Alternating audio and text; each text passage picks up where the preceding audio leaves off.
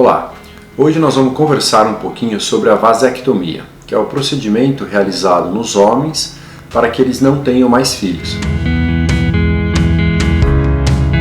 Faz parte de um programa de planejamento familiar e é à disposição em todos os convênios, em SUS, hospitais privados. No entanto, algumas coisas é importante a gente saber ao decidir por optar em realizar a vasectomia. A vasectomia é um método contraceptivo cirúrgico, ou seja, a gente faz um procedimento cirúrgico, que eu vou explicar como ele é realizado, para que o homem não tenha mais filho. Tá?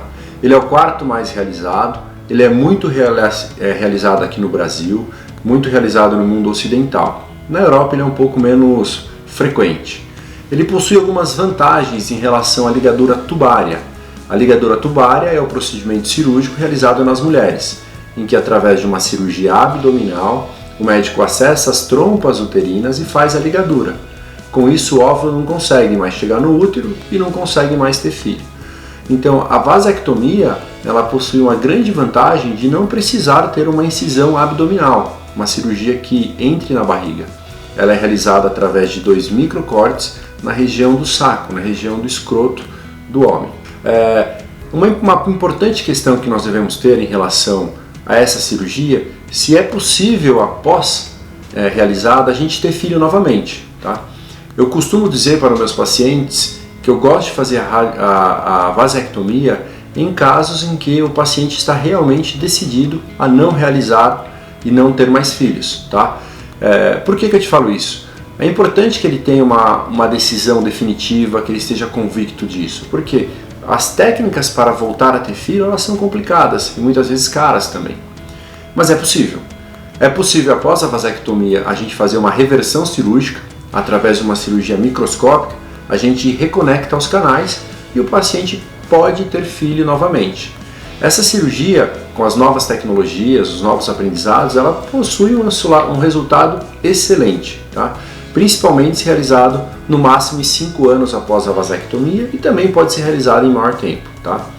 Uma outra opção é a fertilização. Hoje a gente tem métodos de fertilização em laboratório que podem ajudar a gente a ter filho novamente. Como é que funciona? O médico ele capta espermatozoide da região do testículo e ele pode fazer uma fecundação in vitro. Então ele pode sim ter filho por uma fertilização artificial. Tá? Agora eu vou falar um pouquinho mais da técnica cirúrgica da vasectomia em si. Como vocês podem ver, é uma cirurgia que a gente faz com sedação. Eu gosto de deixar os pacientes dormindo durante o procedimento, uma anestesia local. O paciente não sente nada, não sente nenhum desconforto e é um procedimento rápido. Tá? A gente faz uma microincisão na região do escroto do lado esquerdo e uma outra do lado direito. Nesse desenho de baixo aqui é importante vocês entenderem como que ela funciona. Tá? O espermatozoide ele é produzido pelo testículo e ele caminha através do ducto deferente até a vesícula seminal, que fica ao lado da próstata. Essa vesícula seminal armazena espermatozoide e os líquidos prostáticos. Nesse líquido prostático, junto com o espermatozoide, que compõe o esperma, que a gente ejacula. Tá? E o que é a vasectomia? Ela nada mais é do que a interrupção desse caminho. A gente faz uma ligadura, a gente tira um segmento e liga um lado do outro, obstruindo. Com isso, os espermatozoides que saem do testículo, eles não conseguem chegar mais à vesícula seminal e ele não é eliminado. Tá? Esses espermatozoides no ducto deferente, eles morrem e são reabsorvidos pelo corpo, sem nenhum problema. É importante a gente destacar que nós temos 2 testículos de forma geral e com isso 2 ductos diferentes. Por isso a cirurgia deve ser realizada bilateralmente. Tá? Existem diversas técnicas para realizar a vasectomia. Tá? Eu utilizo uma mistura dessas técnicas. Eu corto um segmento, eu cauterizo as pontas, eu faço uma ligadura em cada ponta. Além disso eu faço uma interposição facial. Tudo isso para reduzir ao máximo o risco de uma recanalização. É importante isso. Existem dados na literatura que pacientes que realizaram vasectomia, por alguma coisa, esses tubinhos podem se juntar novamente e passar a continuar a passagem do espermatozoide. A gente associando essas diversas técnicas, certamente esse risco fica bastante reduzido e a cirurgia fica mais segura.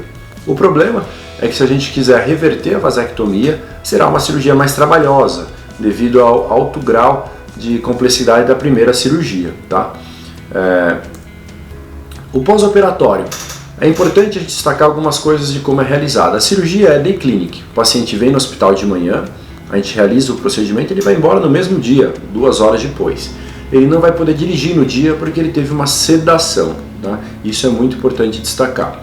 Ele vai precisar, o paciente, de um repouso de pelo menos 2 dias, sem fazer força, sem carregar a criança, sem fazer esforço físico. 2 dias ele pode fazer atividades habituais, ir no restaurante, andar para lá, andar para cá, mas sem carregar peso.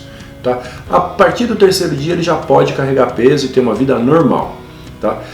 Até 7 dias após a vasectomia, ele não pode ter ejaculação, para não forçar a região do nosso ponto que foi dado. Então, ejaculação não pode ter por 7 dias e não pode ter atividade física por 2 dias. Esse é o padrão de recuperação que o paciente dê.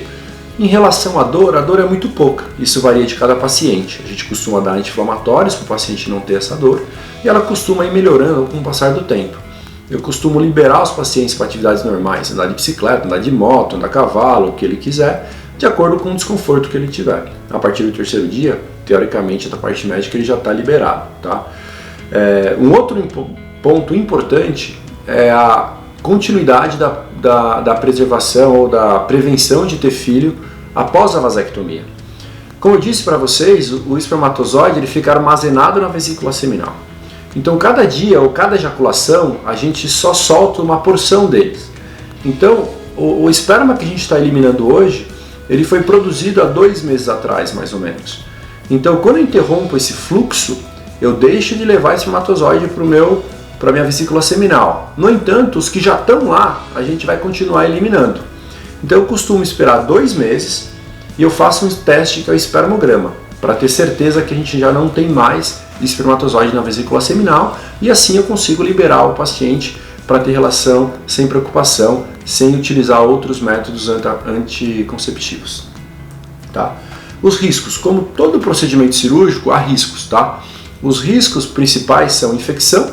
Tá? Agora a gente minimiza isso utilizando um antibiótico profilático, uma boa higiene local durante o procedimento e realizando o procedimento num hospital, no ambiente hospitalar, onde as coisas são esterilizadas. Então isso aumentou significativamente a nossa segurança em relação à infecção. É muito raro hoje a gente ter uma infecção numa vasectomia. Um outro risco é ter hematoma, em caso de sangramento ou alguma coisa assim. Realizar com o paciente sedado, com o paciente dormindo, ele não se mexe, a gente consegue ter uma qualidade melhor da cirurgia e evitar esses hematomas. O acompanhamento que a gente faz, com 2 meses o espermograma, se tiver zerado a gente libera o paciente.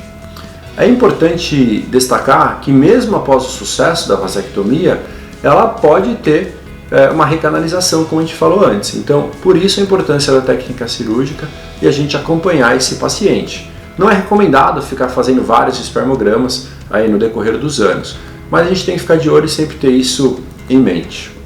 É importante destacar que a gente tem uma legislação ética sobre a vasectomia.